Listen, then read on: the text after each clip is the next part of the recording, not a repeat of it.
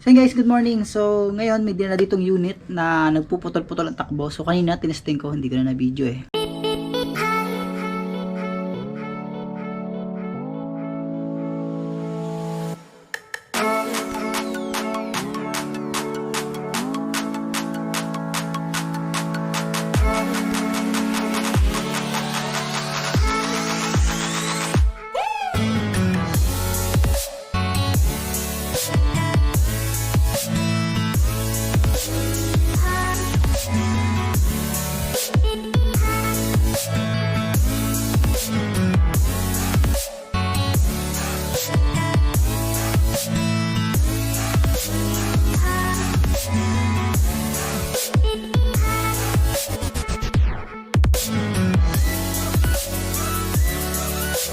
Bumubudyok-budyok siya.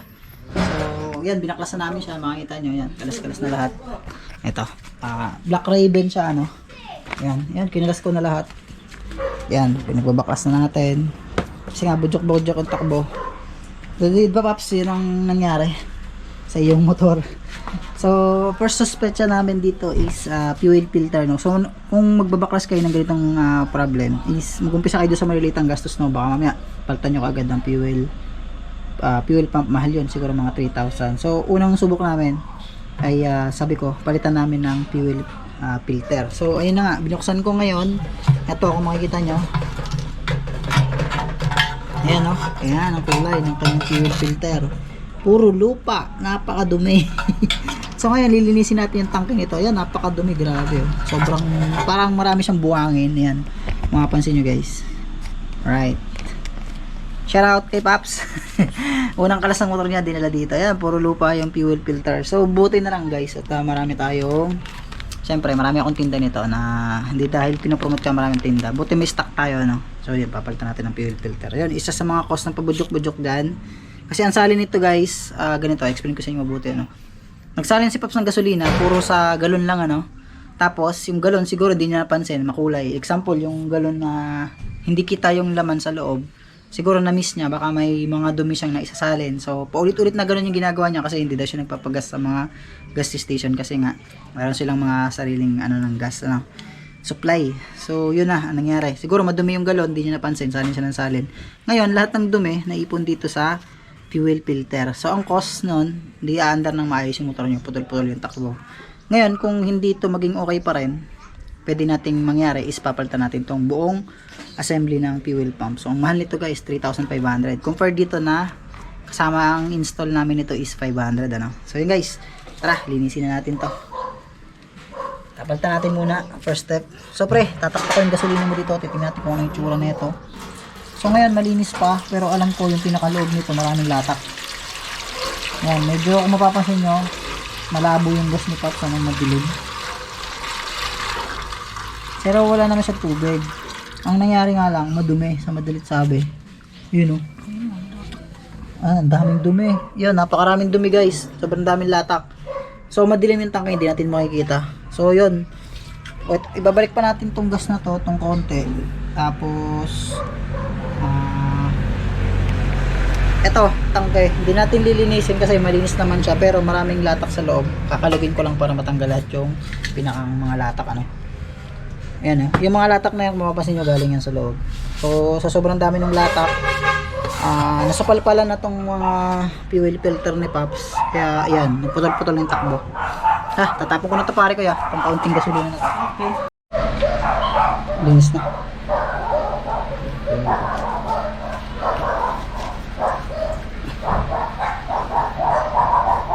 Ayan guys, nilaglugan na namin itong tanker. At babalik na ulit natin yung kanyang fuel pump at papalitan na natin ng fuel filter. So tara, malinis yung tangke niya.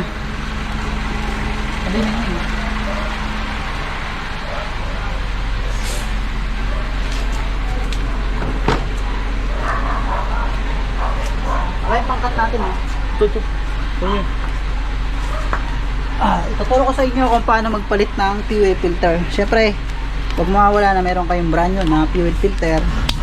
Second is ito na, tatanggalin natin yung kanyang lumang fuel filter na napakadumi na, sobrang dumi. So dapat meron kayong cutter, saka tama yung pagputol, ano. So i-cut nyo dito guys. Ayan.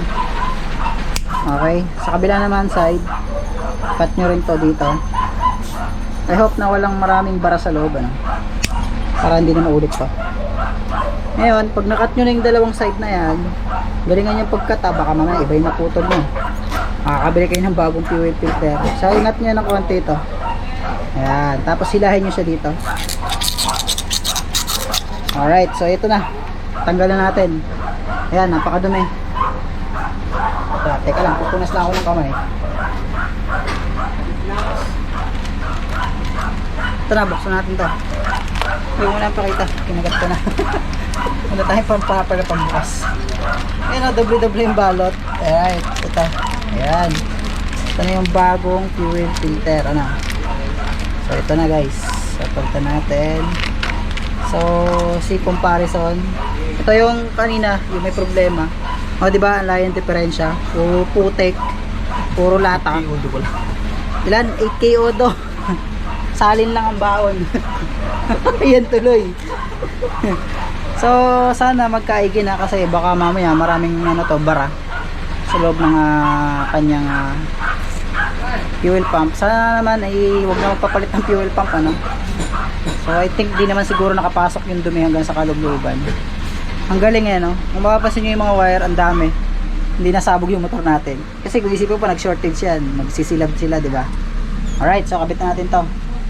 So pagkabit ito, madali lang naman. May guide naman yan eh. Yan, pag ganito lang. Tapos, yan. Pag nakaganyan na siya, kuhain nyo ito yung isang pamalo. Pukpukan nyo lang ng konti. Yan, tinamaan yung filter. Wasak. Okay.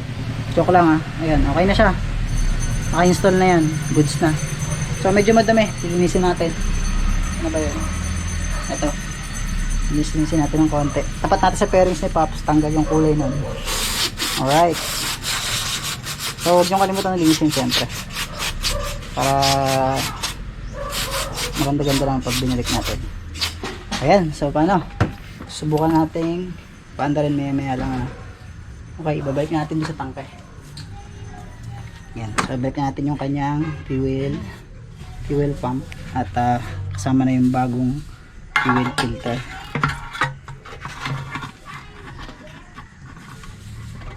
Uy, yun na.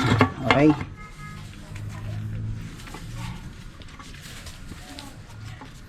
Tapos kabit na natin to guys. Huwag nyo kalimutan syempre. Ito yung kanyang, ayan. Tapos yung bolts, 4 na piraso. Allen siya na 4mm.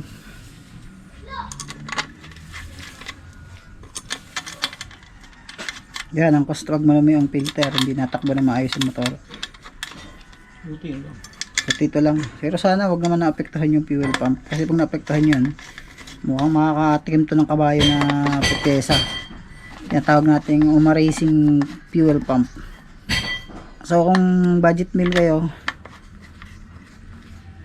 pero alam ko talaga mahal ang fuel pump eh, 3,500. Mga ganyan, naglalaro sa 3,000. Tapos pag kabayo naman alam ko mga 3,000, pero goods naman yun. Mas mura ata yung umaracing nito kumpara doon sa original. Siyempre doon ako sa kabayo, baka tatakbo ng lalo maganda. So kaya may salaan, wala kami malinis na tela. Pero goods naman na to pre, hindi ko na lang ubusin.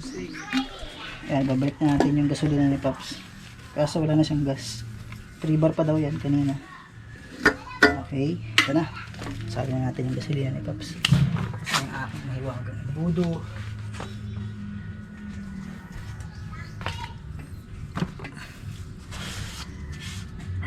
Tignan mo ng buhangin sa dakot. Parang may buhangin. Ayan, lagyan natin ito. Kunti lang kukunin natin dito kasi yan. Kasi may mga latak-latak.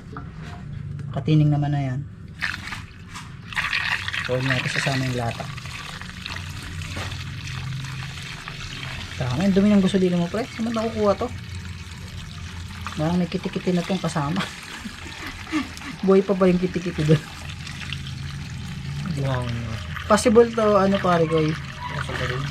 Sa galon, madumi yung galon. Or yun nga, yung mga napapaglagyan na galon puro madumi. Kaya yun na yung nangyari. Okay, tara, kabit na natin. At paanda rin natin mga saglit yung motor na Pops. Ayan, tara, let's go. Oh, may grinder na naman. Background. Tayo ng magic grinder dun.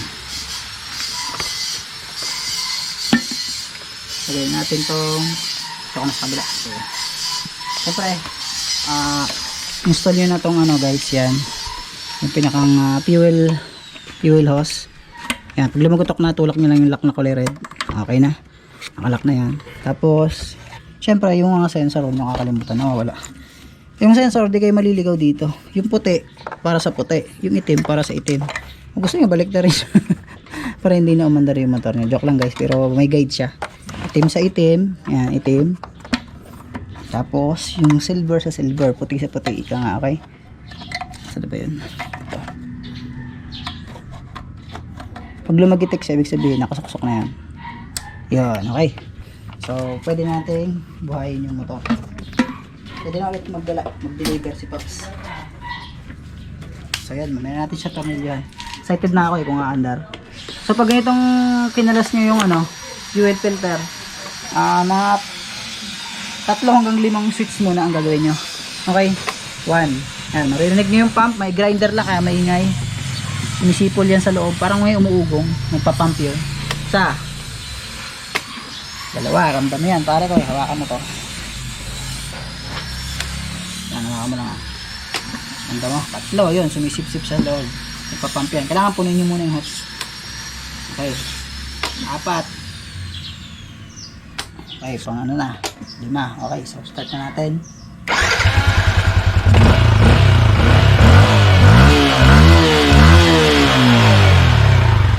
So syempre, subukan natin.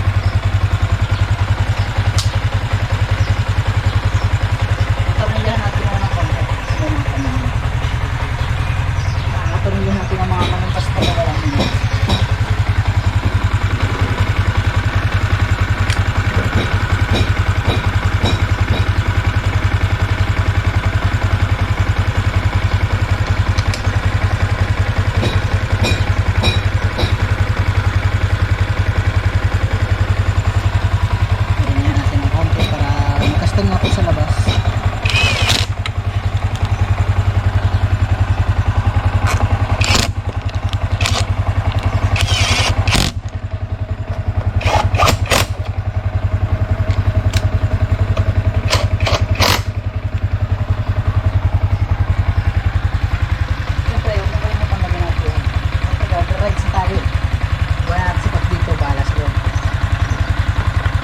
Maandar na yung motor mo.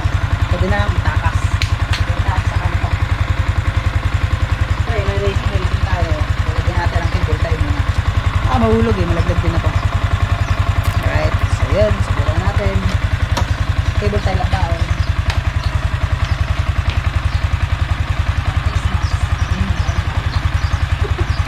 Okay, so yun. Pagkasingin ko natin guys. Subukan ko ang awal mo talaga. Maandar naman puro makakarating na to na ang Michigan. Kasi yung gas niya, 1 bar na. Okay, naka muna. Okay, subukan ko na lang.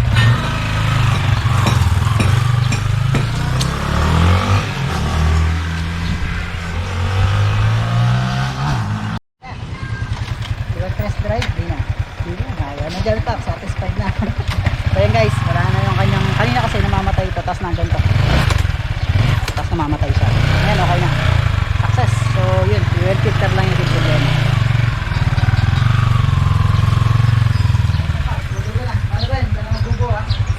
Ayos na ako. Yan, si Pops na magbubo. Kasi ayos na yung motor na, yun lang naman yung trabaho namin ayos na pala, kaso 1 bar na yung mismo. Okay, so yan guys, yung naging problema is fuel filter. Sobrang dumi, nabarahan siya ng maraming lata. Yan ito yung naging sakit ng motor niya. Punong-puno ng tartar. Hindi na umandar. Siguro pag tagal-tagal na pa hindi mo na itong bubuhay. Kasi baradong-barado na Ang nangyari kasi dito, pag maraming gasolina ay syempre mas maraming pressure. Kaya umaandar pa siya pag mga full bar, 4 bar na gasolina. Pero pag mga 3 bar na lang, 2 bar, ayun umandar ng maayos kasi baradong-barado na. Wala na halos pressure yun So yun, ito lang yung naging problema. Buuhin natin to para mag-abot kami Pops. Pwede na ulit pang deliver. Yan guys, ito na ating vlog for today. Sana may natutunan kayo. Fuel filter lang yung naging problema. Salamat!